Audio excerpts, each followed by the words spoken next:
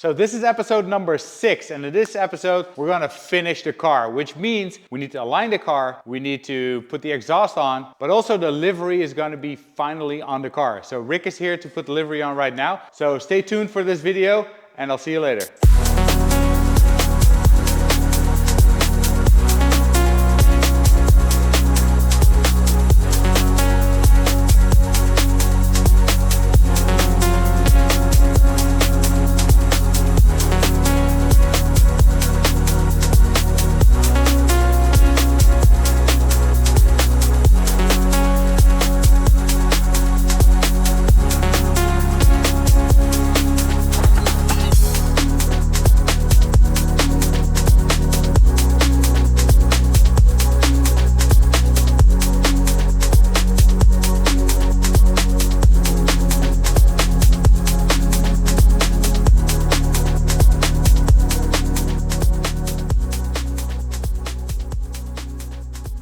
So as you can see, the wrap is finally on and I'm super excited. So Sebas is gonna make some B-roll and he's gonna show you every detail of the wrap that Rick did. Enjoy.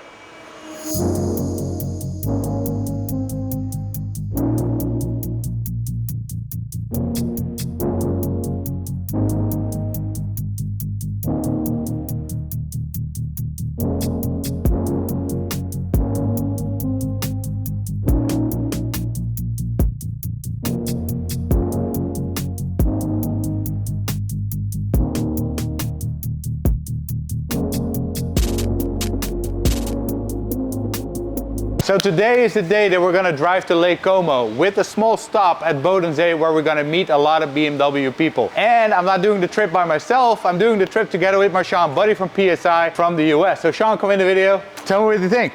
Amazing, right? Looked, yeah, seriously, looks like the exact car that I have the model of, and I think you do too. So tell me about it, what's up with the kit? Why did you do this car? Well, the cool thing is that 20 years ago, Andy Prio won the WTCC with this car, but it was the saloon or the sedan. The sedan. Yeah. And we thought it would be cool to make something for this event specifically because BMW said, well, if you're going to build this car, we want to display it there. So that was an honor to me. So I was like, we need to get this car built. So yeah, the car is done. We were able to get the body kit. So you asked about the body kit. So we got the body kit from HGK in Latvia. Had to put everything on the car, which was a pain in the ass, especially in the rear. The rear was really hard to mount. But so, I mean, tell us about the car. Why does it have a connection to MOTON? So 20 years ago, the car raced. Which MOTONs did it have? And I'm pretty sure you guys have those files upstairs in the secret cave of all the MOTON history. Yeah, we do. Yeah. So 20 years ago, obviously, Andy Prio raced it, but it raced with the RBM team, and they were running MOTON suspension. Well, since you're actually now here in the factory of MOTON suspension, we thought that connection would be cool and tie it in with BMW. And like you said, we all have the original data still from the old kit here in our archives. So yeah, so that's why we built it. So it's running an identical kit just like 20 years ago? Exactly, yeah. Yeah, and I'm pretty sure that these wheels look like the same wheels that were on the car. Tell me about the wheels. Why did you go with this design? Well, the original wheel is a 17-inch wheel, and you know I like my cars a little bit lower and could look a little bit better than the original WTCC car, but the model of the wheel, like the shape of the wheel, is very specific. So the original wheel was made by BBS. BBS says it's no longer available, so we had to make our own wheel. But instead of making one-to-one copy, we decided to go a little bit bigger. So that's why it looks the same. The feel and then everything is the same as it looks as the original one, but it's a size bigger. So now it's 18, it was 17. Correct. So 18s offer better tire choice. I mean, these are Michelin Cup 2s, which we have on the car, which I'm pretty sure they don't make 17s in. No, correct. So, I mean, that's a great choice. But these are, you told me these are forged, right? Weren't the originals cast? Yeah, the original was cast. This is forged, so they're lighter as well. I think they're lighter than the original 17-inch wheels. But the cool thing as well is that we wanted to put some big brakes in there. And a lot of big brake kits, they don't allow you to run 17-inch. So we put 18-inch wheels on there together with some big AP racing brakes. Yeah, and this has carbon ceramic rotors. Yeah, I've explained it a little bit before as well. So the carbon ceramics is a thing that I really wanted to do, but it was impossible to get. So I had a company make it specifically for me for this car, together with the calipers front and rear. So it's on. We're going to test drive it to Lake Como, so we're going to see how it performs. But also the cool thing is that wheels don't get as dirty as with normal brakes. Yeah, I mean, something that's always special to me about a car like this is it has to be authentic. Yeah. You know, the authenticity of a car or the period correctness of the race car matters, and I see that every single logo that's on the model that we were just looking at in the office is identical, especially Crown Plaza. Hopefully we're staying in every Crown Plaza on the way to Italy with the hotel. Amazing. We have a crazy sponsor, but it looks like everything's on here from the original car. And tell us a little bit about, you know, how the stickers were made, who did the stickers, how they do it so accurately. Yeah, well, so there's a company here close by, 1-2 Wrap. Rick is an amazing wrapper, so he wrapped one of my cars before, and I asked him to do this. He also wraps a lot of race cars original already, but he's never done something like this, especially the flag. The flag is cut from all single pieces, so it was not like a layover or whatever. Sure. Like the roof is a full color print, but this was really made with like the cutting tape and all that stuff. Yeah, it's all die cut. They're all die cut stickers. So what we really wanted to do is create the livery that was 1-to-1 the same as the original car, which was not easy because we only have pictures and we had the die-cast model.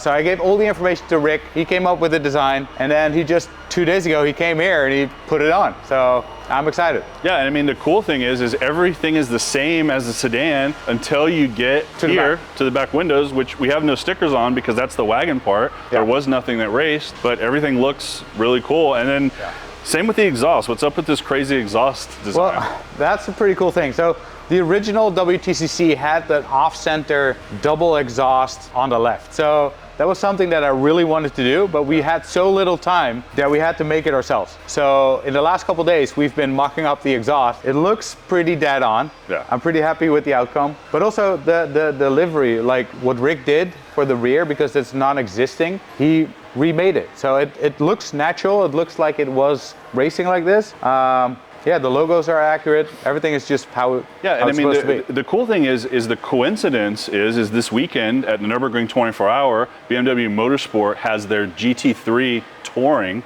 their M3 GT touring that they're racing. So we have this driving to Italy. Yeah, it's the same, right? That car, this car, kind of the same. Okay. Well, I think that's one of the reasons why they also liked the project. Yeah. Because with Hofmeisters, I'm wearing the shirt of them as well. But I sent an image of the AI image that I made with ChatGPT, and I sent it to them like, hey, what do you think of this? Should I build this? And then it got the ball rolling. Then Classic at BMW, they reached out. They were like, hey, cool. If you give me all this information, we'll see if we can put you in the event. Yeah, I mean the event. I mean, we can talk about the event, I think, a little bit. It's basically a festival celebrating BMW history and the ties between classic and new releases. You know, Villa Erba and Villa Erba is a combination of brand new releases from BMW. It's also historic cars that are non-BMW, but there's also really fan-based displays from BMW. They have a 40 years of M3, they have a 50 years of 6 Series, and this is going to be part of that display there as a heritage of BMW, but it also shows the enthusiast side of Europe, of all the people that love BMW in Europe, and that's where we're going to display it. So, I mean, I think we're getting on the road pretty much soon, I think. Yeah, so we're gonna,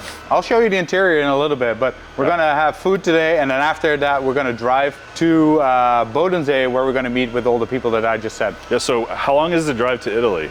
To Italy, it's about a 12-hour drive. To Bodensee, it's like 6 hours. So we're gonna go halfway and then meet all the people, and then 6-7 hour drive. So show me the massaging seats that you told me I was gonna sit in on the way for a 12-hour drive to Italy. Well, I think I need to disappoint you because I did something else. Yeah, race buckets. Race buckets, pole positions, 6-point harness.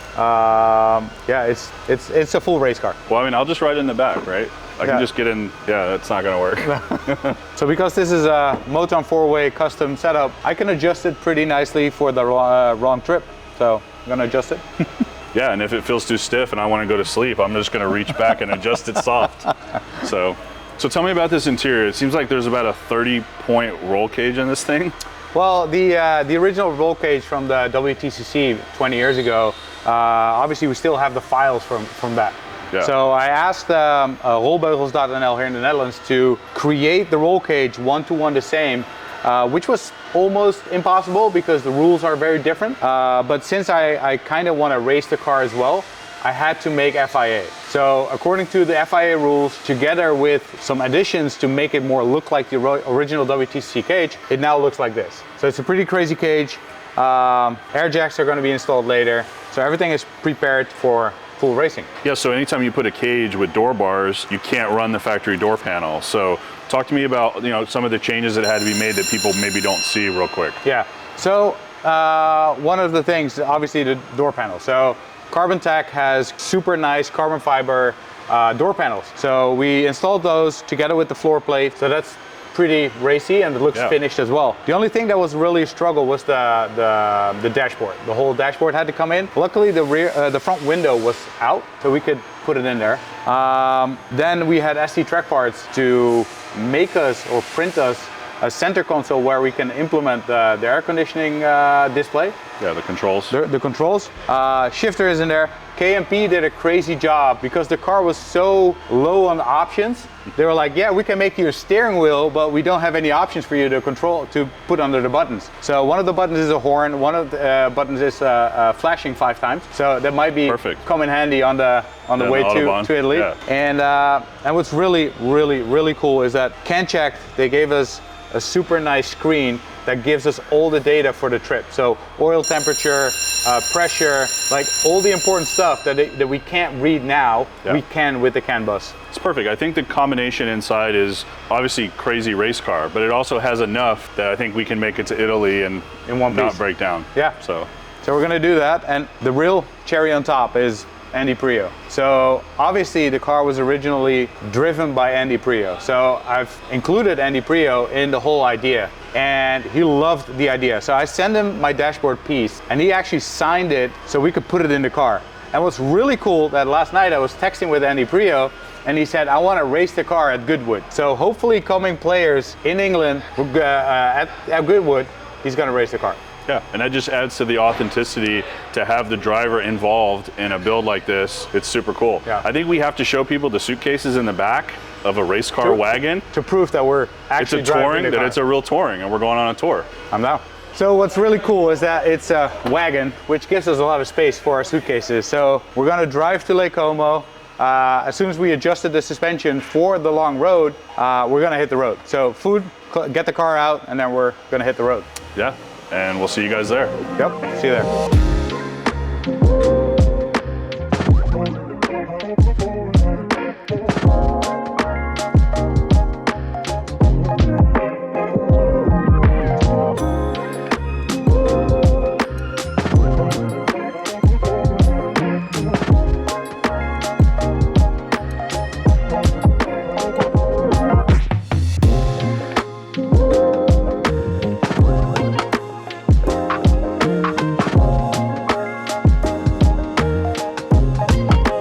So we finally made it here to Villa Erba.